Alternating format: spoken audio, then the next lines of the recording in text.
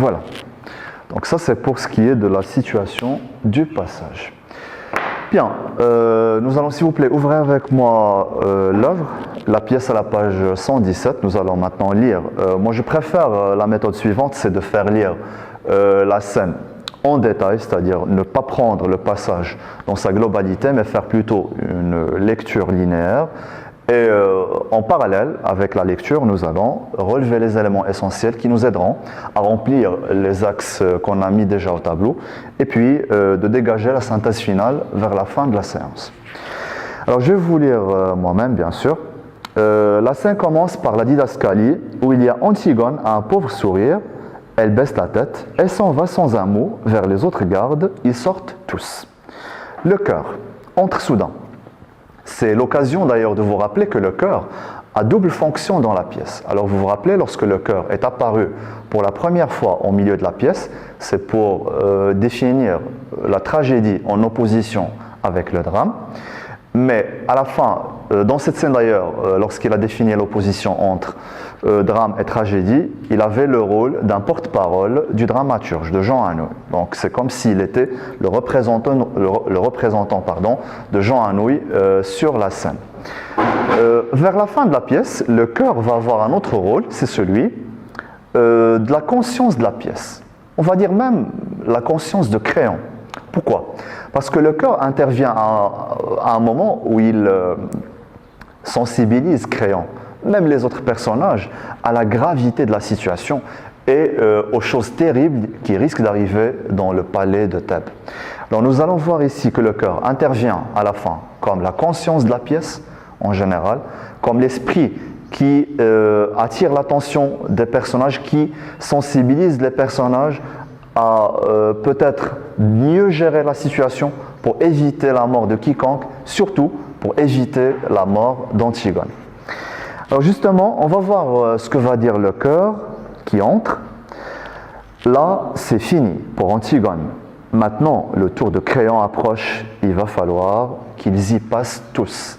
Alors là, c'est fini pour Antigone, on comprend très bien, à partir de cette parole du chœur, d'ailleurs en relation avec ce qu'on a fait dans la situation du passage, que Antigone, lorsqu'elle est sortie avec le garde, c'est que c'était sa dernière apparition, et bien sûr qu'elle était emmenée à Créon pour la faire mourir, pour l'enterrer vivante dans un trou. Bien, alors là c'est fini pour Antigone, maintenant le tour de Créon. Maintenant le messager fait irruption, criant « La reine, où est la reine ?» Le chœur « Que lui veux-tu ? Qu'as-tu à lui apprendre ?» Alors pourquoi le messager ici intervient? D'ailleurs, qui est le messager? Très bien, vous avez reconnu que le messager, c'est un personnage qui n'a vraiment aucun rôle à jouer dans le déroulement des événements. Mais seulement le rôle du messager se limite à annoncer la mort d'Antigone, surtout comment s'est passé l'enterrement et la mise à mort d'Antigone. Et puis, il y a vraiment un champ lexical de la mort et de la violence. En parallèle, nous allons le découvrir ensemble et nous allons aussi relever quelques exemples. Mais quel est le rôle du messager?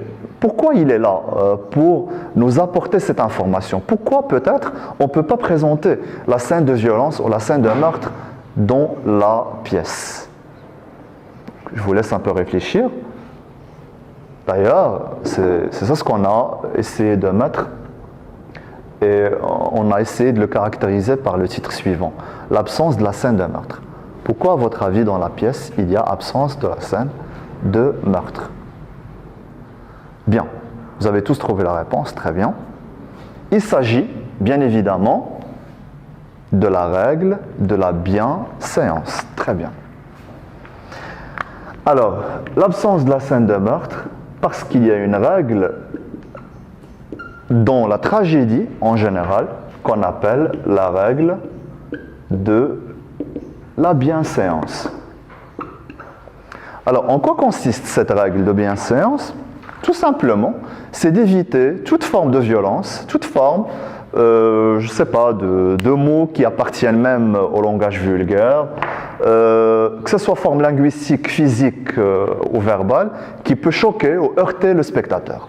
Donc, dans la tragédie, parmi les règles que doit suivre n'importe quel dramaturge, et même n'importe quel metteur en scène, avant de mettre en scène sa pièce, c'est d'éviter ces formes de violence, les scènes de meurtre, les paroles vulgaires, toutes choses susceptibles de choquer le spectateur. Alors, comme vous le remarquez, la présence du personnage du messager, c'est en lien direct avec cette règle de la bienséance. Alors là, vous voyez avec moi que l'absence de la scène de meurtre est justifiée par l'application de cette règle.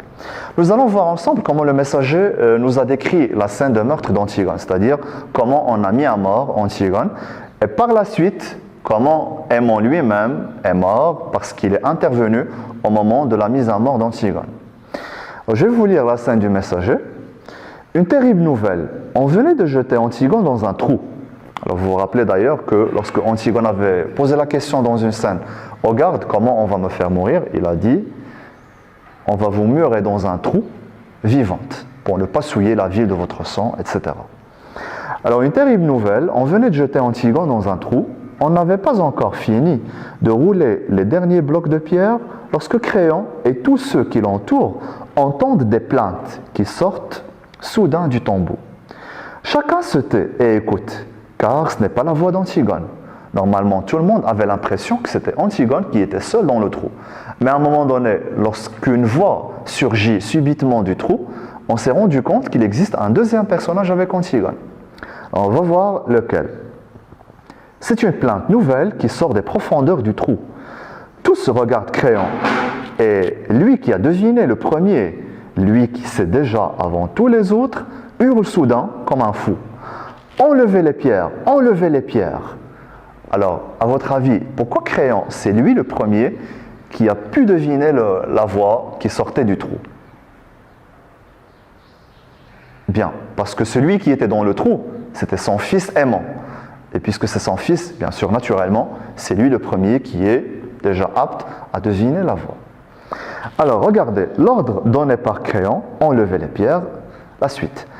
Les esclaves se jettent sur les blocs entassés et parmi eux, le roi suant, dont les mains saignent, les pierres bougent enfin et le plus mince se glisse dans l'ouverture. Antigone est au fond de la tombe, pendue au fil de sa ceinture. Des fils bleus, des fils verts, des fils rouges qui lui font comme un collier d'enfant et Aimon à genoux qui la tient dans ses bras et gémit.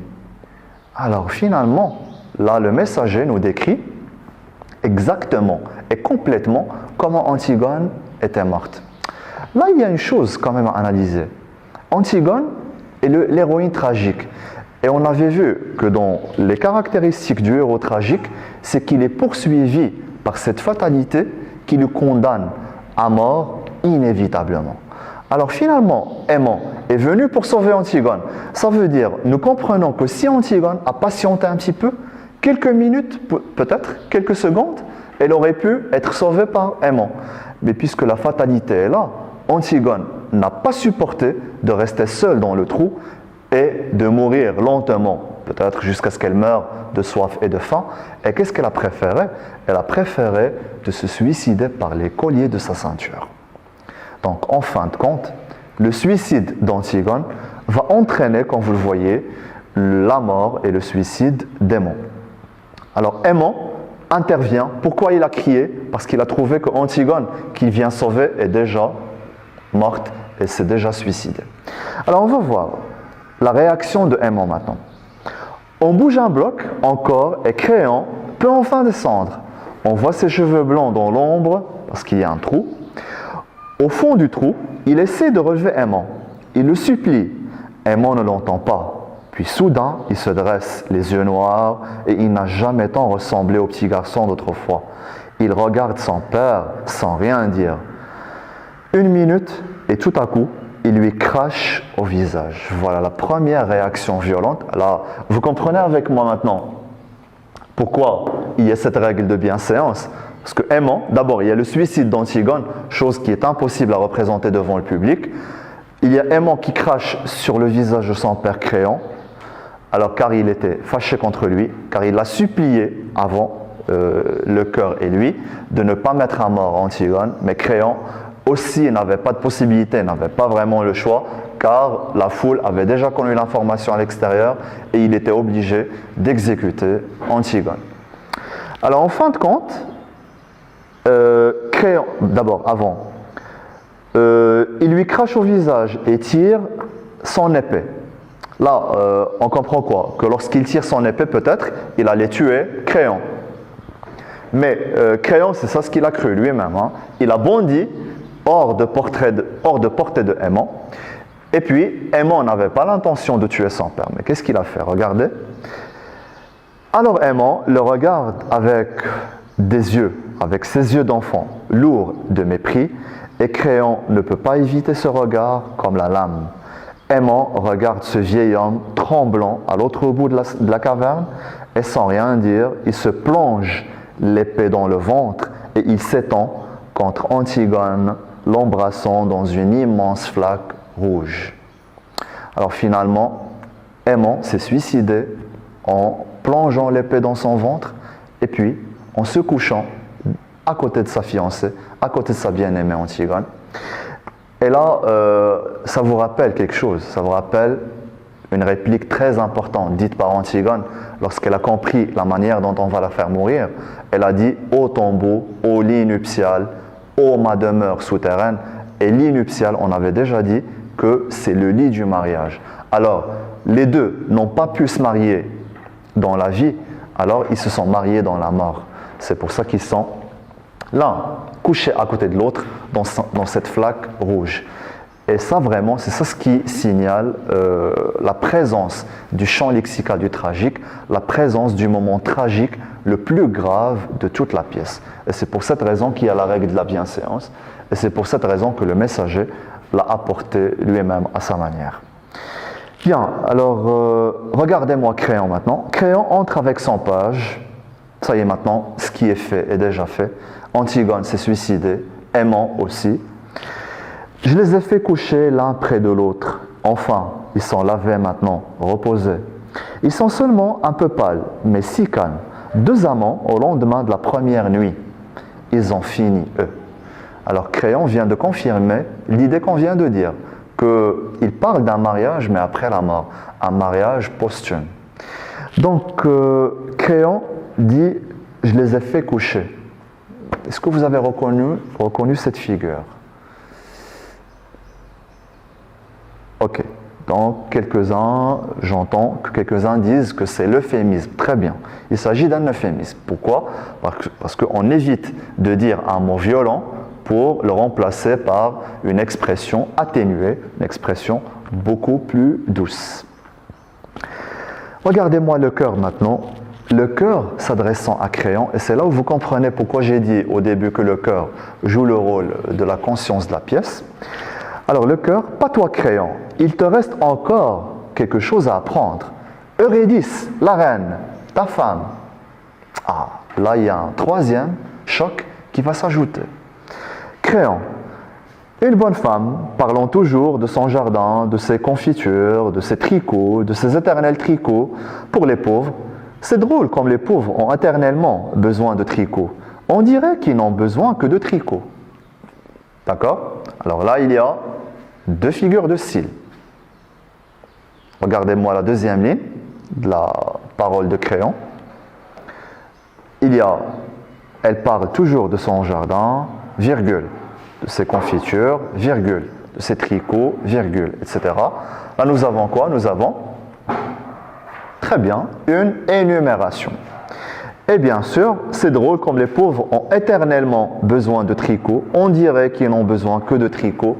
Alors, tricot, tricot, tricot, ça c'est la figure de la répétition. C'est bon? Voilà. Alors, Créon ici parle de sa femme d'une très bonne manière. Alors, en fin de compte, nous avons un Créon qui décrit sa femme comme si rien ne s'est arrivé. Mais, malheureusement, il va apprendre par le cœur cette fois-ci, ce n'est pas le messager, que le messager a rapporté la mort de Aimon et d'Antigone, et le cœur va nous rapporter maintenant la mort d'Eurydice.